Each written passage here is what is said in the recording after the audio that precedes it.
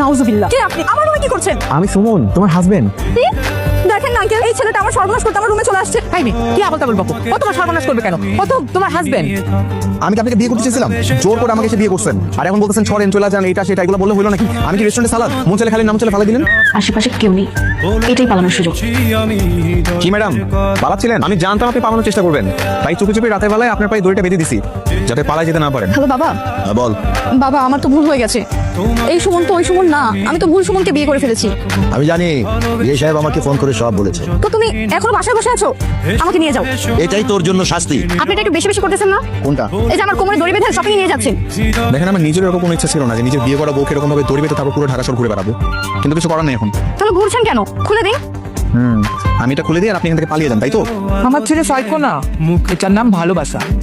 যে স্বামী তার স্ত্রীকে যত বেশি ভালোবাসে সে তার তত কাছে থাকতে চায়। সুমনকে দেখো না, তোমাকে এত ভালো